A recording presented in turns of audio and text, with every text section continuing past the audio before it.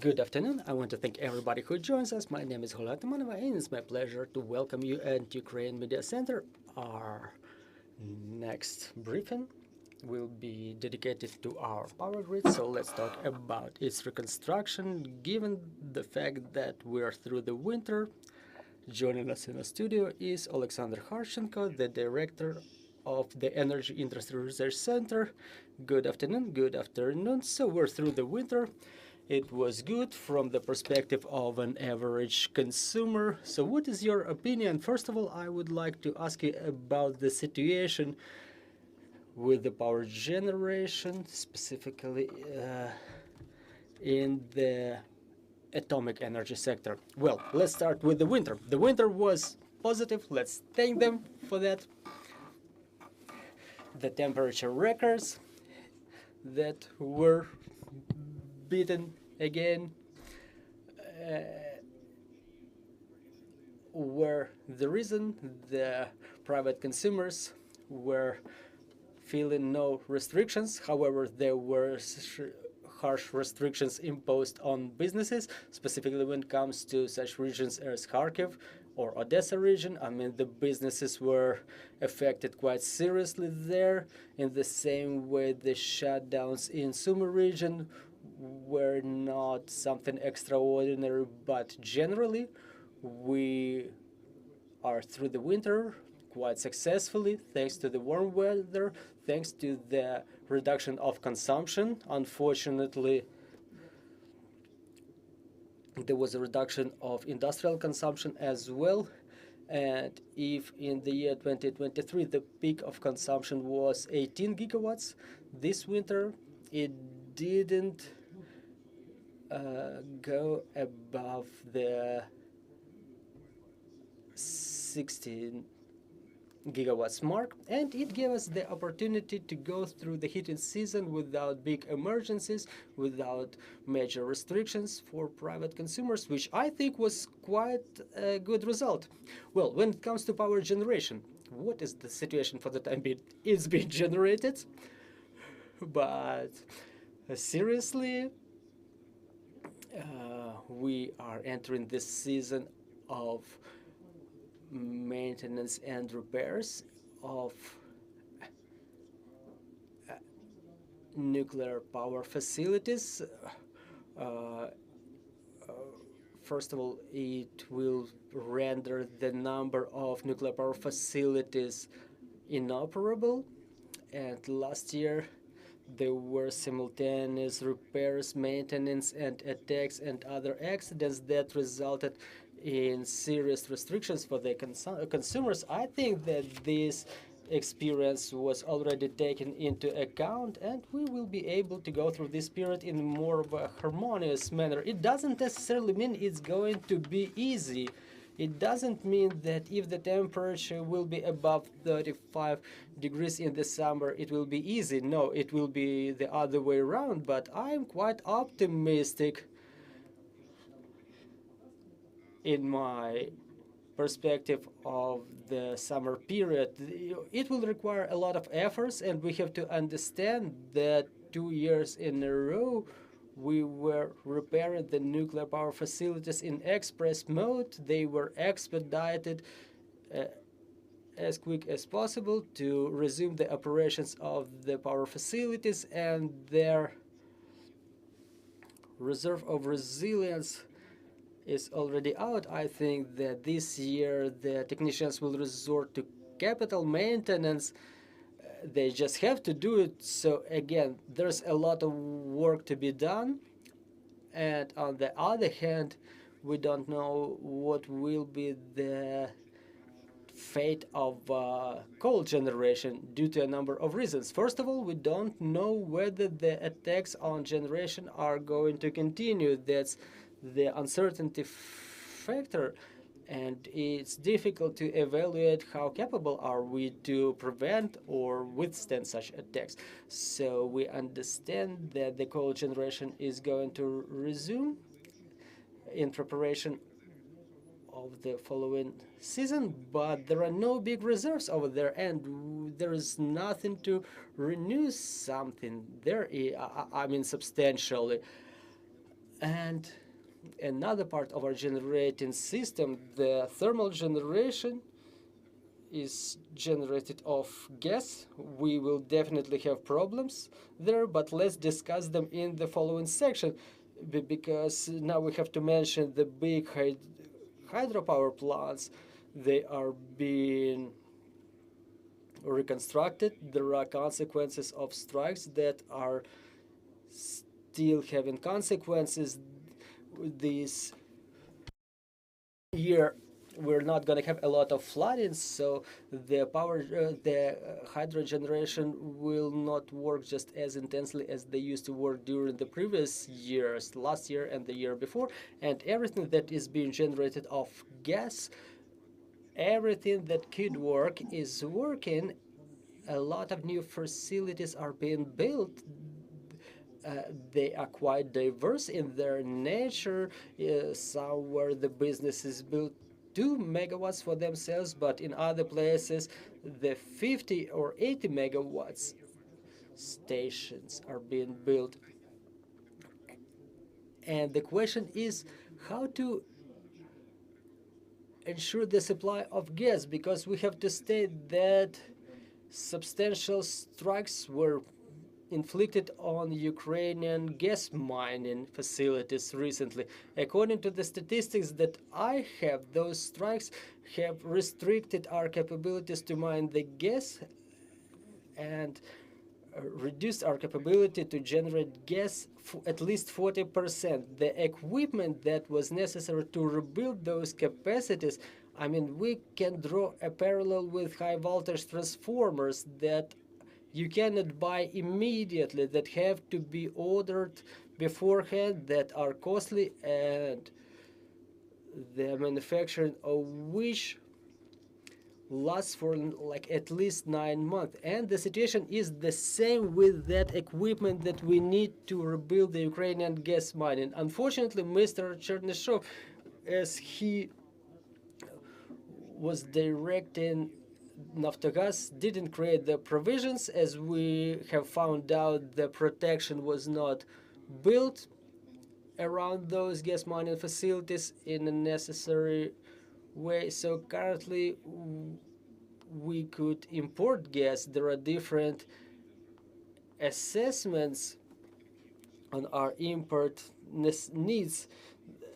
Well, some say that the needs are 2.7 billion cubic meters, others say 7 million cubic meters. Our calculations say that we need 4.5 million cubic meters to pass the winter calmly in in terms of gas. So not later than in May we should start intense import, because what's going on now is just spending Naftogaz money to maintain the balance. We don't do any accumulations. We procure gas, we procure hundreds of millions of cubic meters, but we're not accumulating them. So in order to accumulate it, we need to pump the gas starting from May to September. And it's all about money and time to find that money, because 4.5 billion cubic meters amounts to 1.8 or 2 billion dollars that currently I fail to find in any of the government controlled companies. I'm not seeing any active discussions on this topic either, and I know that we were asking our partners for support, but we are definitely going to get some questions from our partners, and one of such questions will be, how are you going to repay that debt? Because those prices that were used to procure the gas for Naftogaz under special provisions, I mean, they don't allow us to accumulate sufficient funds to repay the debt for that would arise after procurement of gas. And I think that now the government is facing a number of tasks to find the money. then to find the money in a timely manner and to create a mechanism that could convince our partners that the money would be repaid in an efficient way. Well, talking about the reconstruction of our gas mining infrastructure that was damaged, so what time periods are we talking about in terms of repairs? Well, some repairs can be done within like month and a half. Some part of the mining can be resumed, but there are some substantial damages. They are just so serious that I wish, with God's help, we could resume the mining, say, in like October or November, and it accounts for quarter of mining that we used to have a couple of months ago. Well, we all know about the suspension of the USAID program. Some of those programs were aimed at reconstruction of our power grid. So to what extent is this critical, this suspension now, how it will affect the reconstruction process? And are you seeing any perspectives for other partners to get involved in this program? Well, honestly, this program was never efficient. I was criticizing it, including at your platform, and the way those money were used. I mean, 25, maybe 30% of those funds that were assigned were coming to Ukraine. So I don't think it could be efficient, and it's very difficult to convince me that it was efficient. It played its role. Yes, there was a lot of promises, but again, for the statistics, let me tell you that out of that money that was allocated in the years 22-23 to support Ukraine, they were spent like before the suspension of the program, only 27% of the money allocated back in 2022. So yeah, those programs were not efficient. We cannot know how the situation may unfold. We just don't know it. And for what I understand, the State Department completely changes the approaches to aid. How it will happen, we don't know. But again, I'm not observing any strategic influence of this specific program on Ukrainian power grid and its reconstruction. I'm just not seeing it. Well, we were saying a lot in this platform about decentralization, including the government officials and experts. They were saying that it's a real perspective for survival of our power grid. So currently, now that you know that there are many such projects in development, is it safe to state that the decentralization process has already started? Well, it has started last year. Absolutely. No matter how skeptical we are to Zelensky gigawatt, I was the first one to say that there will be no single gigawatt. But again, it was a push. It was a push in the right direction. It was a push to start the construction of small power grid, and many private investors started in building the small projects. They are not sufficient, but they are sufficient they're enough to say that the process has already launched, and we want to make sure that the maximum number of such projects is concentrated in the segment of gas generation, because we don't have other stable generation. We don't have sun, we don't have wind, but still we want power, right? So in this perspective, it's important to ensure the gas supply to this generation.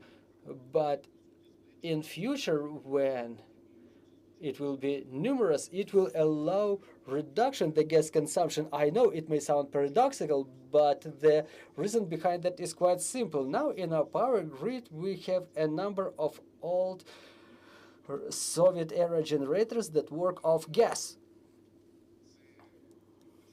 And they are both under private and government control. And the efficiency is like 25, 27%.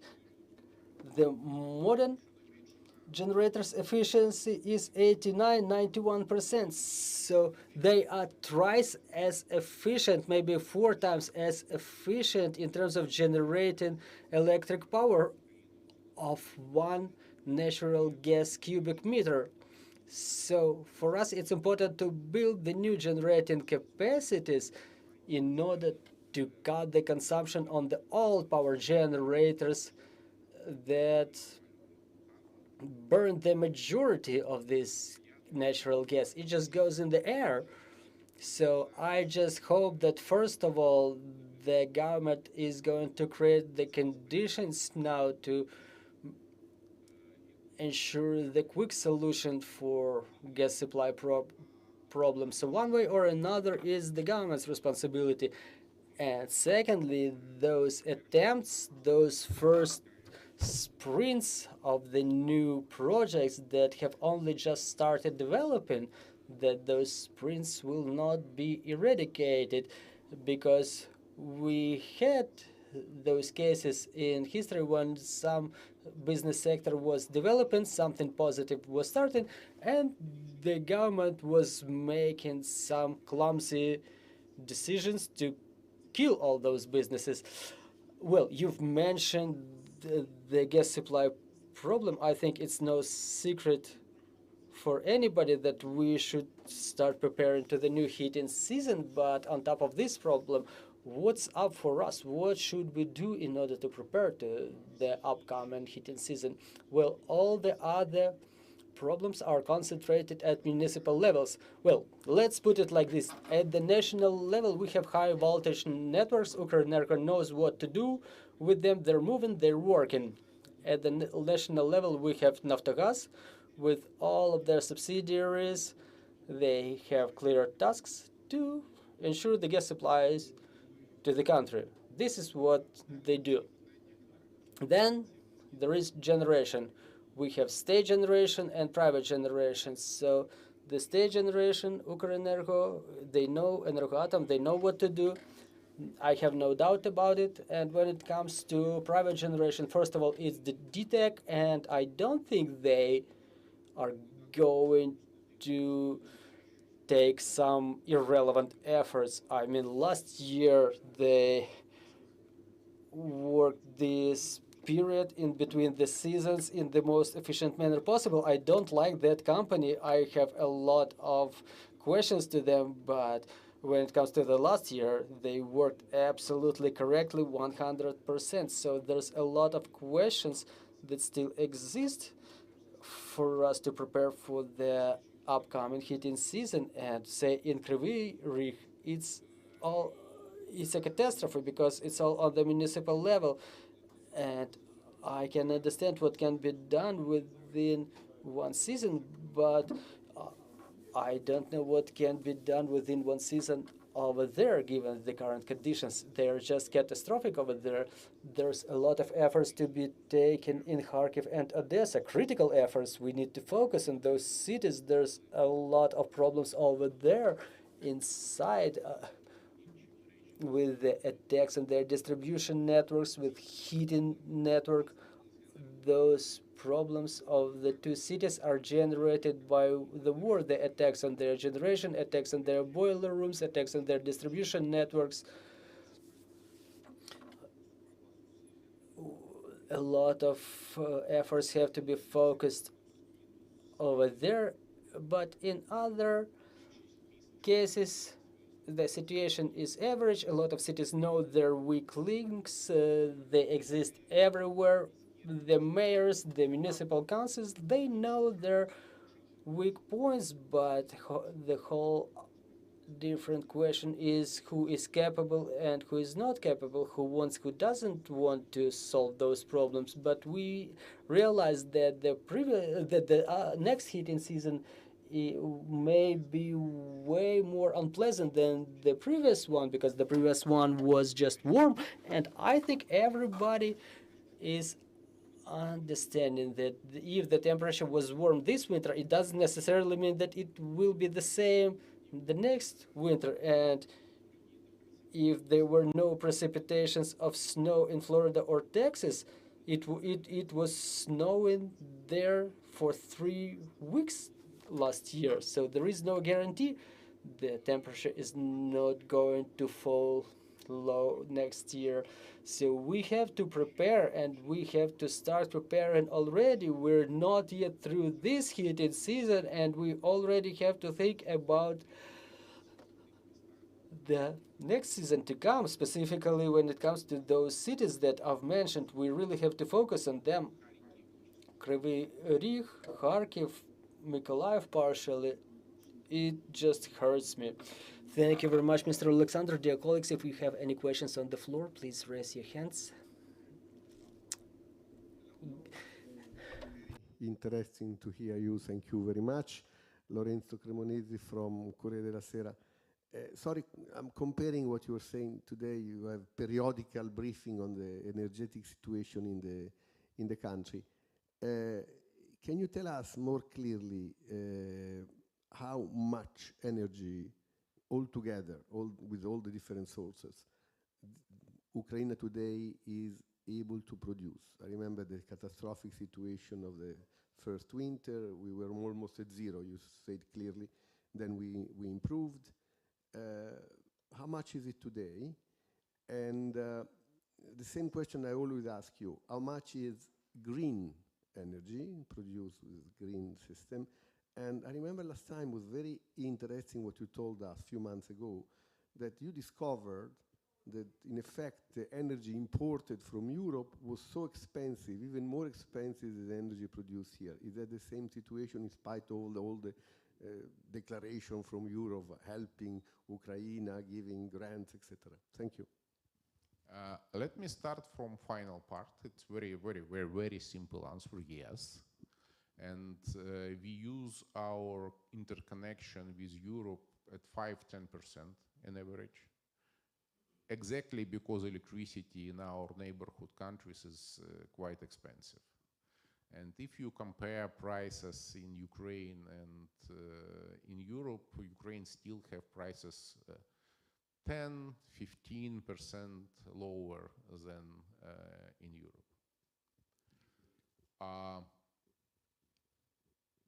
Another part of question is very complicated for me, because if you asked me how much electricity we can produce right now, it's how noon, sunny, windy, and I think that in noon, sunny and windy, we can produce up to 18.5 gigawatt of electricity. Which means in terms of comparing? Which means 3 more gigawatt comparing to 1 year ago.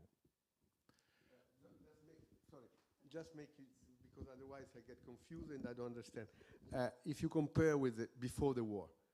If you compare this before the war, it's still twice below before the war.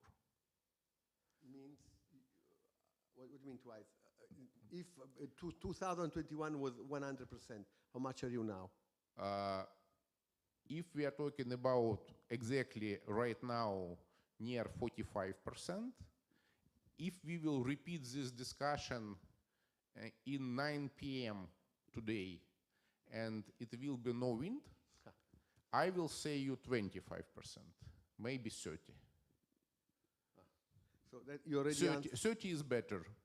30 is closer. So you already answered to the second part of my question. That means that you produce clean energy 10-15%? Yeah.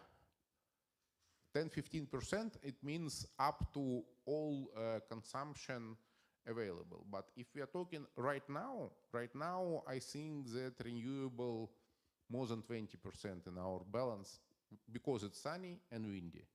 Right. But immediately we will go to the sun out, it will downsize renewable generation. If wind is out, it's downsized twice.